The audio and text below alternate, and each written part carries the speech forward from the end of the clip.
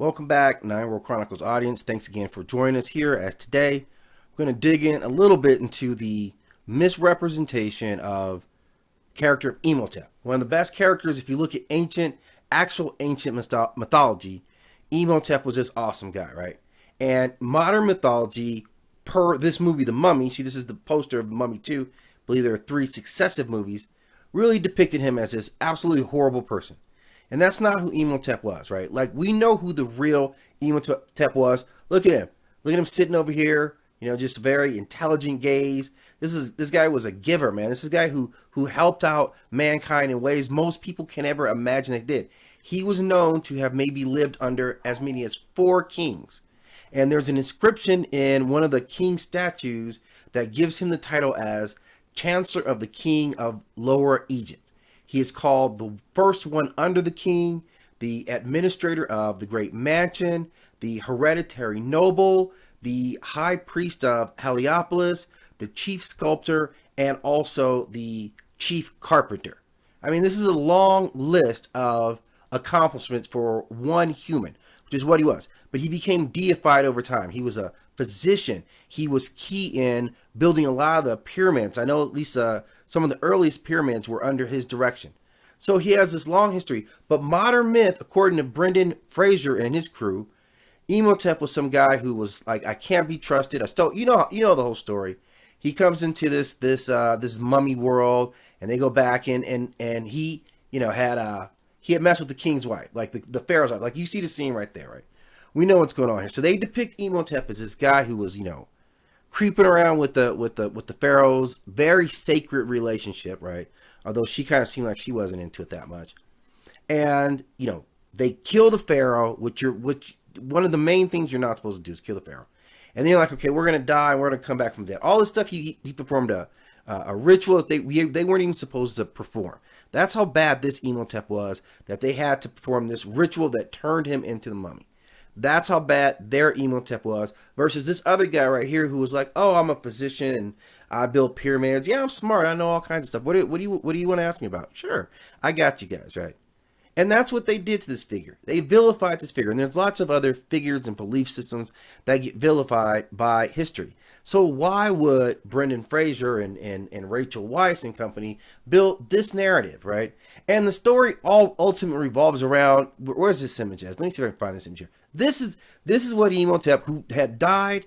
You were mummified. You were put inside of a tomb. They put some of those shiny beetles on you. The beetles apparently chewed you to death, I guess. While you were still alive, whatever, it's a horrible scenario. You're scratching at the inside of your sarcophagus because this is a horrible situation. And after all that, you come back for her. It was just a ridiculous movie. I mean, the whole concept. I mean, look, okay, whatever. I know Hollywood has its say and all that stuff, but this is just taking it too far with the dude that I consider to be a very important figure.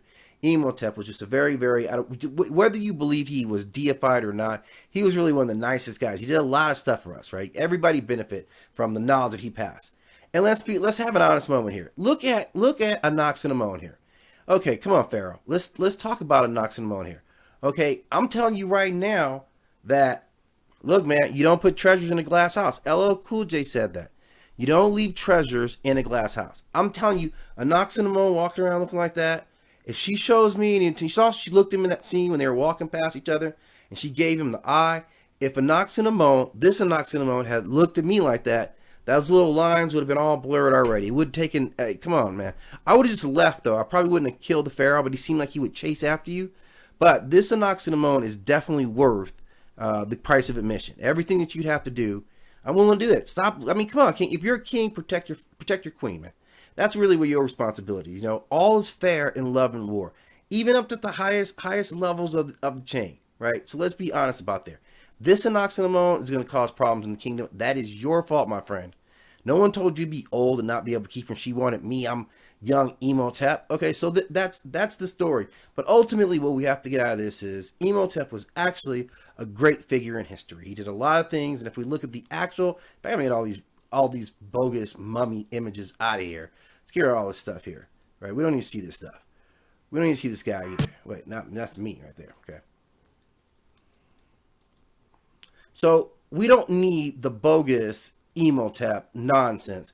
we know who the real Imhotep was. We know how he represented, what he actually did, what he contributed to mankind as not only a physician and a scholar and a carpenter, but also an administrator who was ultimately deified in some ways, at least written about in the king's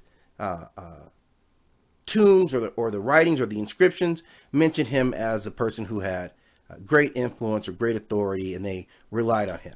So we can't let Imhotep, who seemed to be a good friend for all of us, to be completely vilified in this modern nonsensical telling by Rachel Weisz and Brendan Fraser, who really, if you look at what they were just thieves. That's what the whole movie was about. It's about Brendan Fraser and Rachel Weisz going around saying, okay, we're gonna break, because they were rich. You saw in the Mummy 2, they were rich. And Mummy 1, I guess she was a librarian and he was whatever. He was in jail. But the Mummy 2, they had a mansion. Let's all remember that, right? When they came to London, they had nice cars. They were rich. From what? Stealing. She wasn't working for them Pembridge scholars anymore, right? They were rich at that point because, yeah, you're right. Robbing graves makes you rich. That was your hero, my friends. That was your hero. We'll make a hero out of a grave robber. We'll make a villain out of Imhotep. That, my friends, is some science and Hollywood all put together.